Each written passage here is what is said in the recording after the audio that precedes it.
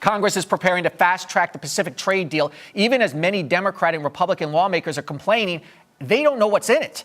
The trade pact is considered one of the most secretive ever, and President Obama finds himself in the unusual position of getting Republican help while fighting with his fellow Democrats. Now, yesterday on Exchange, our guest explained why the deal needs to be negotiated in secret, but many disagree. Jeremy Malcolm, a senior global policy analyst with the Electronic Frontier Foundation, is one of them. Jeremy, welcome to Arise Xchange.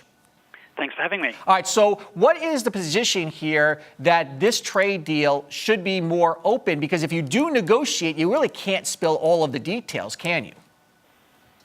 Well, I think it's a misconception that comes from the early days of trade negotiations, where we were really talking about cutting rates of tariffs and things like that, where you're talking numbers and that sort of thing is done in private. But the trade deals nowadays have broadened to cover a whole range of other areas that never used to be in trade agreements, like intellectual property, e-commerce, environmental standards, and these sort of rules are things that we've always discussed in public. These have never been behind closed doors arrangements. Yeah, and I think that's the difference. And also what might be concerning here is you mentioned intellectual property and IP, obviously a very big issue when you negotiate these trade deals. And is there concern that something's going on secretly that will undermine our current U.S. protections?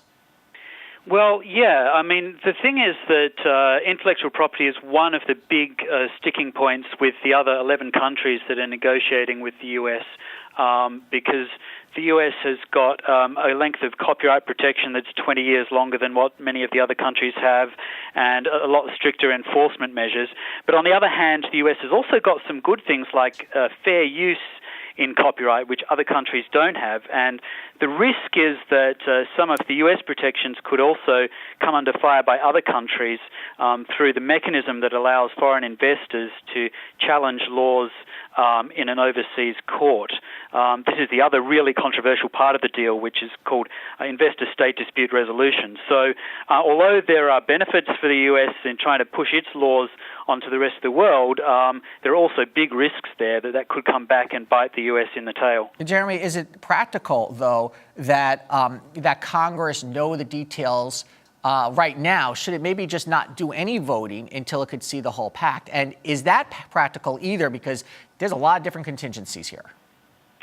Well, I mean, we would actually go further than that. I mean, there have been some really minor reforms already made or promised that would give Congress some greater access to the negotiations if the new Trade Promotion Authority deal passes, but they don't give the public any access. And I think a lot of the benefit of transparency is actually getting input from the public so that we can give oversight over this democratic, what should be a democratic process. Yeah, your group is very consumer friendly in pushing for openness in the digital arena. Is there any legal action that your group and others could take here?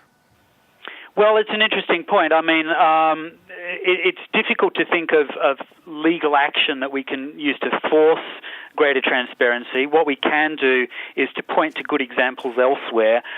In Europe, for example, the European Commission has started to release its text proposals in its trade deal with the United States. And that's an example that the U.S. could follow. We're also trying to set some good practices through an arrangement called the Open Government Partnership to try and encourage greater transparency. But in terms of forcing greater transparency through legal action or something like that, I mean, that's a hard ask. Okay, Jeremy Malcolm, Senior Global Policy Analyst with the Electronic Frontier Foundation. Thank you for your thoughts today.